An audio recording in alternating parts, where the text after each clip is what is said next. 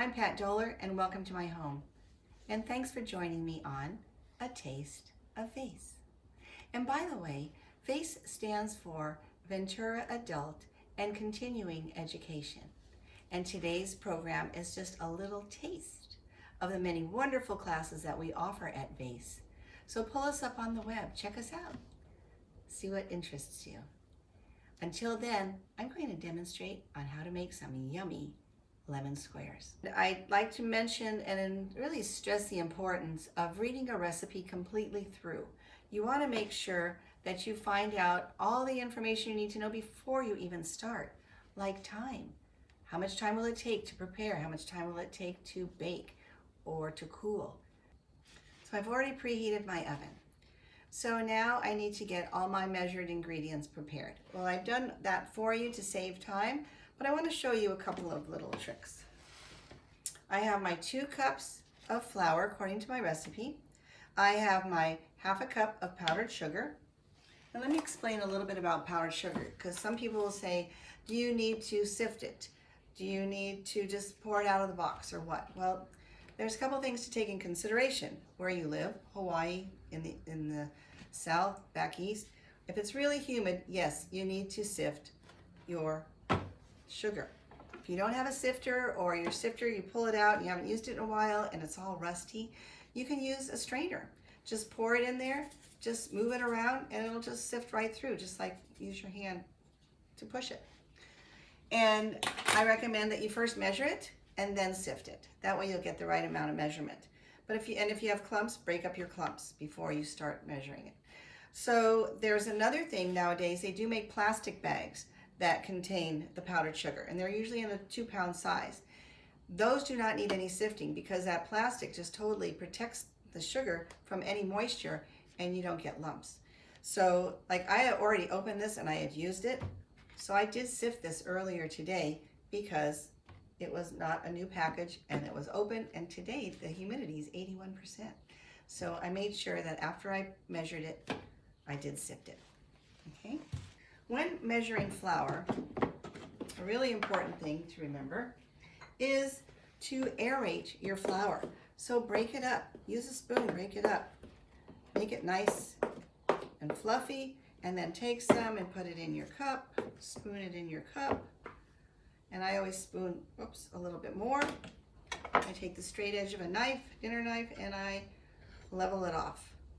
And that way you get a really good measure of flour. It's not compacted and it's not really firm, so you're not getting too much flour for your recipe, because flour makes your product dry out. Hey Google, off. That was Google reminding me for something I can't remember.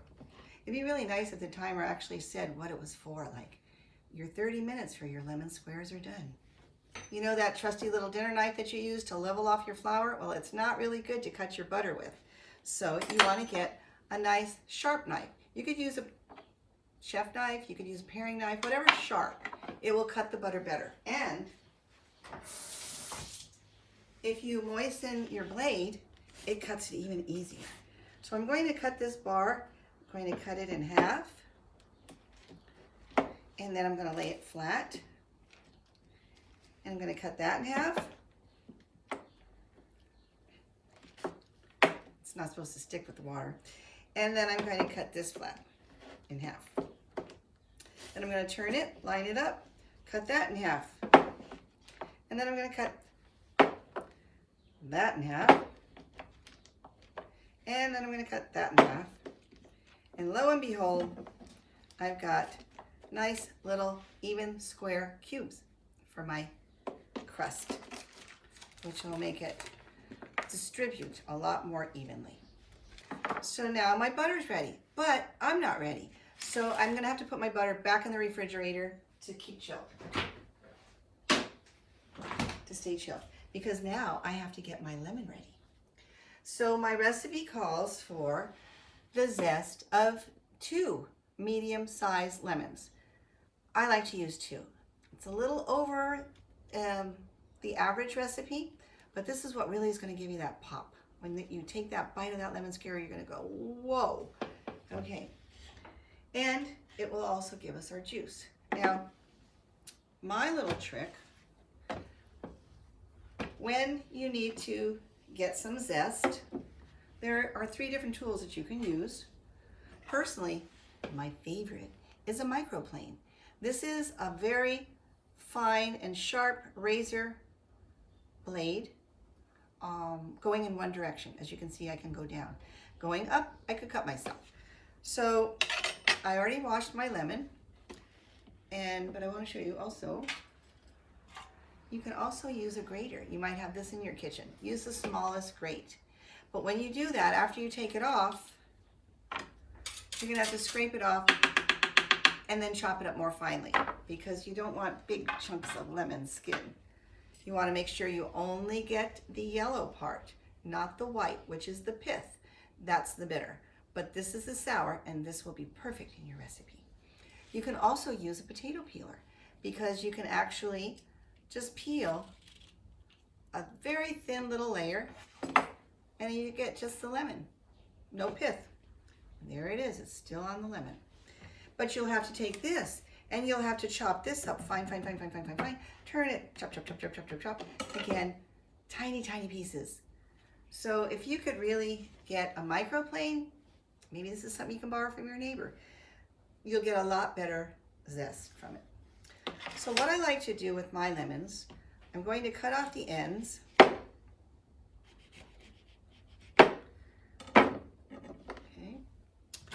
Because it's easier for me to hold, to put my thumb on top. Plus, I also can get a better angle for my zester.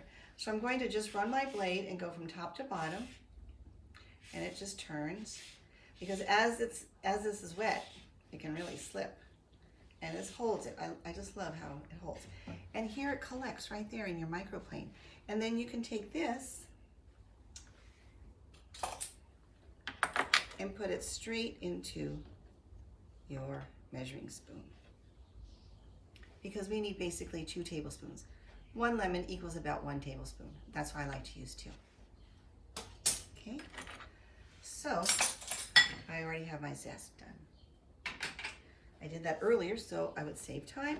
And I also juiced my lemon. But let me explain to you too, to get the juice out of this lemon, you want to cut it across what I call the equator, right across the middle of the world here. And it will give you a better squeeze. You don't want to go top to bottom, okay, because then you get slices. So again, we're going to cut right down the middle.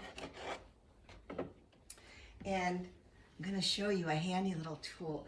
I used to see these everywhere. I thought, who needs this tool? It's like a waste of money, you know? I just thought, like, nobody needs to get that. But then I saw someone use it one day, and I went, oh my word. You cut your lemon in half, and that's why you want the round part, cutting it in the equator. You lay it in there upside down, and you just squeeze, and you get so much juice out, and then you just throw that part away. And then you just lay it in again, upside down, and you just squeeze the life out of it. But you don't have to push that hard, because it's a pretty handy tool. They have them in the size for limes, and they have them also for oranges. What I do, I just cut all the rind off the orange and just squeeze my oranges in this. Just depends on how big your oranges are. Okay? So, even though I say don't go out and get every piece of equipment, I do find that a microplane is a really handy tool in the kitchen. Plus, you can also grate and you can zest garlic on this. It comes off really great. Just take your garlic, and again, just one direction. Okay. So, now I look at this tray, and I look at my recipe, and I go, I've got 4 eggs, but they're not beaten yet. So I'm going to beat those eggs now.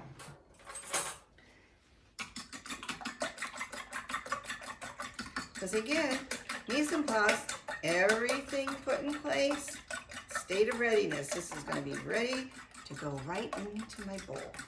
Now today, I'm showing you a 9x13 aluminum pan. And I've got it lined with parchment paper, and I also use paper clips. And the reason why I use the paper clips, because sometimes if you're cooking in an oven and you have a convection oven, and there's a little fan blowing, there's a lot of air rotating to get even heating, it can throw your paper off the side and actually fold over into your product. And it can either cover it up, you won't get a nice brown topping, or this part might be raw and this part might be cooked because it didn't get enough exposure to the air. So what I do is I just use clips, and when I'm all done, I am going to be able to just lift this little puppy out and then be able to pull my paper off, and then I can cut my bars. Because I'll tell you, if you've got people at home who want to just take the pan and start cutting with a sharp knife in your pan, they're gonna scratch your pan. And then you're gonna get all these grooves and cuts in your pans. And then when you go to bake something next time, that will build up and bacteria can grow if it's not cleaned out well. Plus you don't have pretty pans to work with. And it's all about pretty pans to work with. So that's why I use parchment paper. I love how everything just comes off. And again, parchment paper, not wax paper. Two separate things. Parchment paper contains silicone, and the parchment contains silicone, and the wax paper contains wax. And that wax will melt off onto your food. So now I look at my recipe and I go, I've got the ingredients for my crust. They're all ready to go. My butter is still in the fridge chilling. I've got my filling ingredients. I squeezed my juice. I zested my lemon, beat my eggs. My pan is prepared. I think I'm good to go. So let's start assembling. Okay. So first I'm going to take my flour and my pre-sifted confectionery sugar. Again, my aerated flour and my pre-sifted sugar. I'm going to take my butter and I'm going to put it in my bowl. Then I'm going to get my handy dandy little pastry blender and I'm going to start cutting in.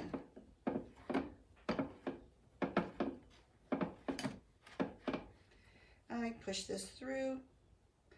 These are not sharp enough to get cut on, just sharp enough to cut your butter. And I need to mention, the reason why we're using ice cold butter is because butter contains 18% water, and we want to get a flaky crust. And so we want to get a rise in our crust created by steam. So once your butter starts melting, the flour is going to hold in place and create a little pocket, and steam is going to then come up and create air pockets. So you're going to get a nice flaky crust. And then there's another type. When we do our filling mixture, we're going to use baking powder, because with the batter, we need to also get a rise, but it's a different kind of rise. It's going to be with a chemical leavening agent. So butter will rise with our steam, our filling will rise with our chemicals.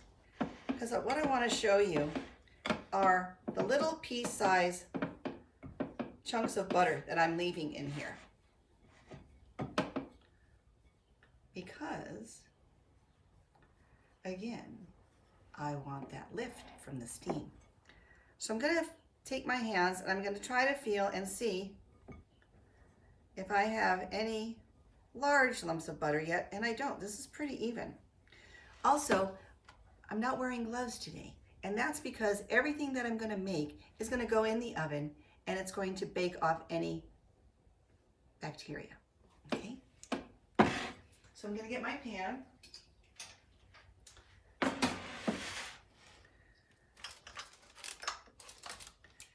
And again, this is a 9 by 13.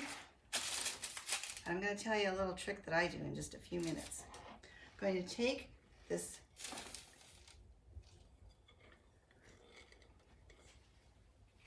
and I'm going to start packing down my crust. This is a nice cookie little crust. And this is a pretty thick crust. There's quite a bit in here. I've already got one in the fridge, already completely pressed. Let me show it to you. Here's a little secret that I like to do. Personally, I like lemon squares with a thin crust and a thick filling, okay? And if I used that large pan, I'm gonna get a thick crust and a thin filling.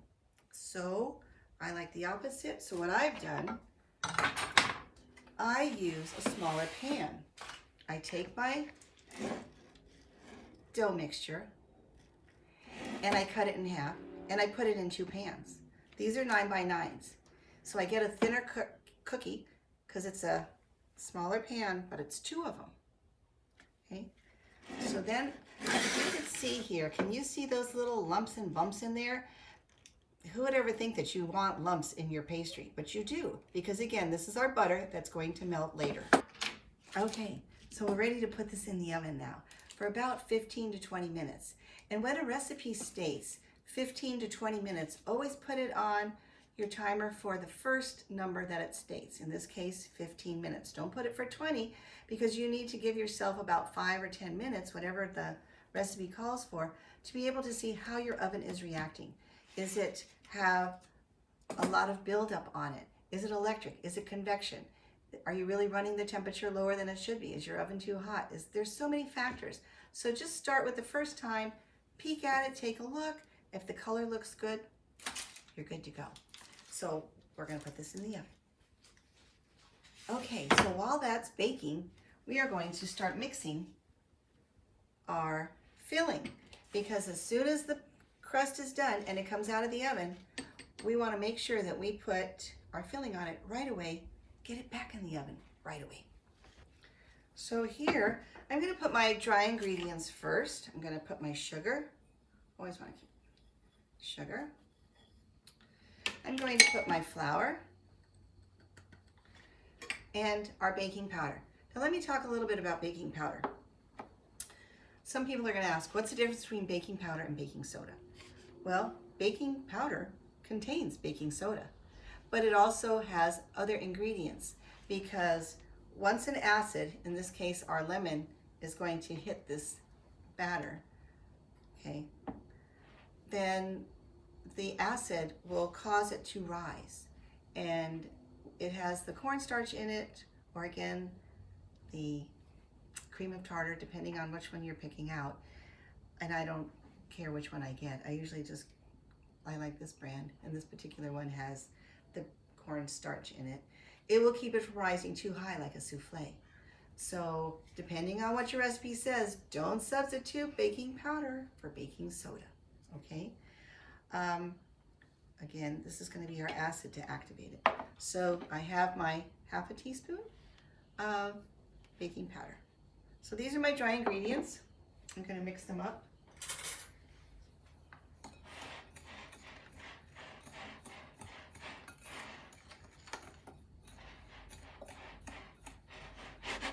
Okay. And then I'm going to put my wet ingredients together. My egg, my lemon juice, and my zest. And I'm going to mix all that into my dry ingredients. Now,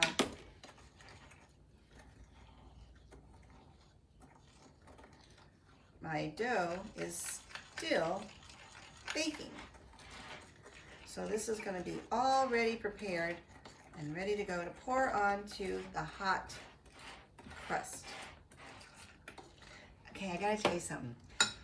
If you're not ready to put the filling into a hot crust and you let the crust cool, you decide maybe I'll bake the crust tonight and I'll do my lemon filling tomorrow, it doesn't really work, because with a cold crust, the lemon filling tends to go under the crust.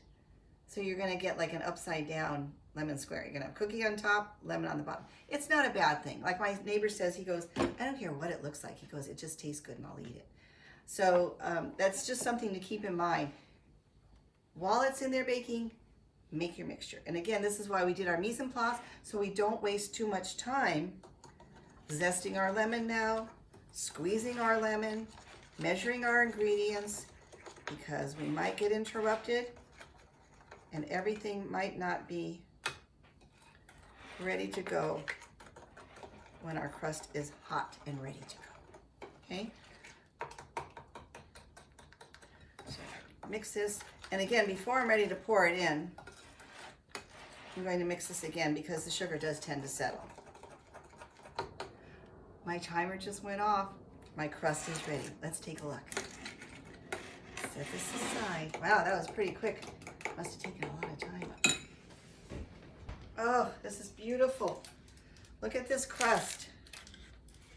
And see how my paper stayed against the edges and it didn't affect the size of my crust? And look at those air pockets. Oh my word. That's gonna give you a nice flaky cookie. Okay, so it's nice and hot. I'm gonna stir this up a little more.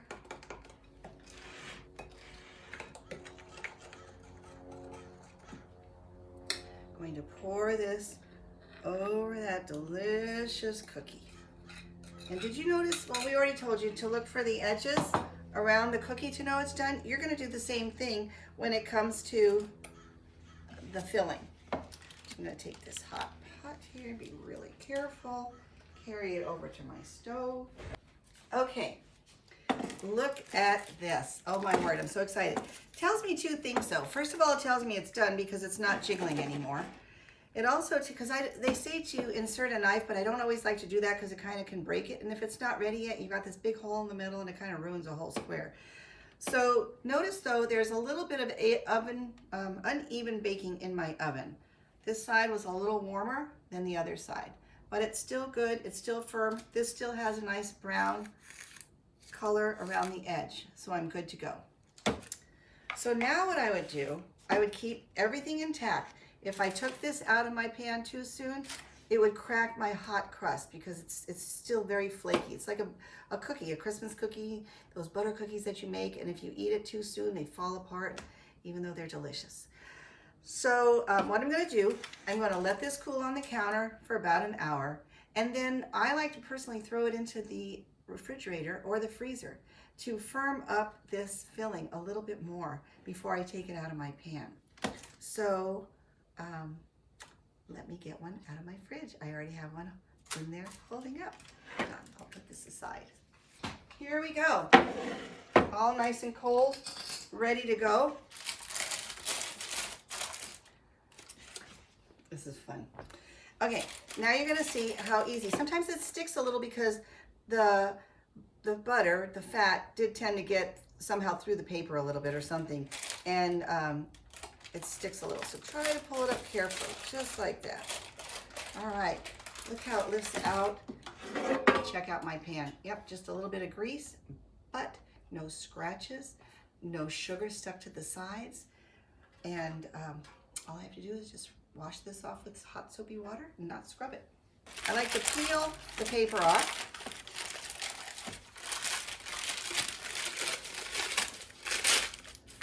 And I'm going to protect my surface. I'm going to use a white cutting board here. And put my hand underneath, flip it over, peel off the paper. Again, the beauty of the parchment. Since it's nice and cold, I can actually hold my hand here, flip it over again, and just set it down. And look how it's a lot easier to work with. Now, one thing about the lemon squares, they do tend to also stick to your knife quite a bit. So I recommend getting a wet towel so you can continually wipe your blade to prevent sticking. So I just take my towel on the edge and go like that. Now, because my powdered sugar is going to go on next, I'm going to sift some sugar. I first put it over a bowl, not over my pastry itself, because sometimes it just goes through really fast and you get this big pile in the middle, and I want to make it as even as possible. So I take quite a bit of baking or powdered sugar in my strainer, and I'm going to just start tapping it.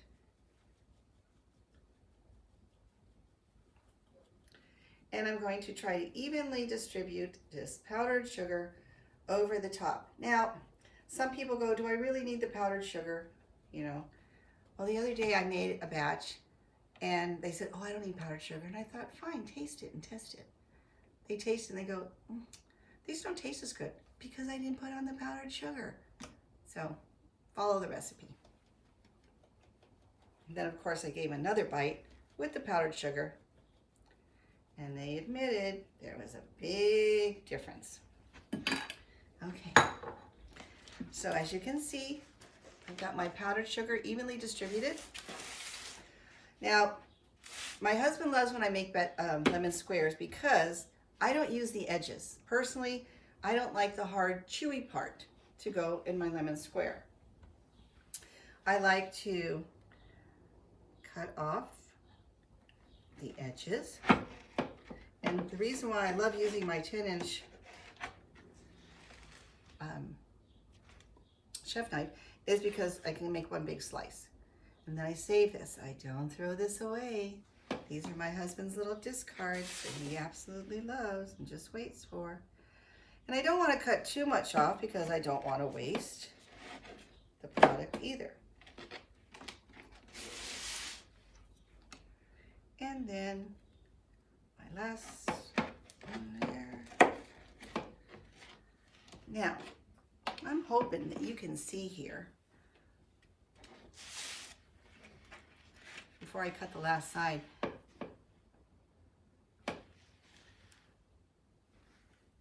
Can you see here how I have a thin crust with a nice thick filling?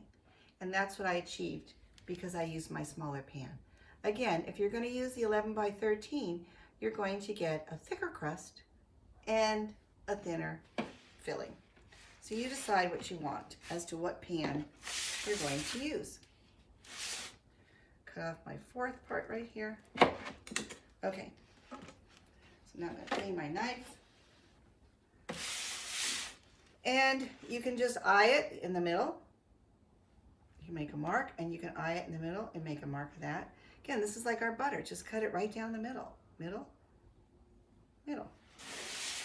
Because it was a 9 by 9 pan, but I cut off about 1 inch with all my sides, so it turns into about an 8 by 8. And then I'm going to cut it in the middle. And I'm going to cut it in the middle again. Actually, I'm just making my lines because if I did have it uneven, then I would have an opportunity to straighten up my powder again, start my new lines. So now I'm good to go. I'm going to cut down, straight down. Straight down. I'm not going to saw it because I'll end up spreading the gel, the filling. Tip down. Okay, move it aside. Clean my knife. Cut it.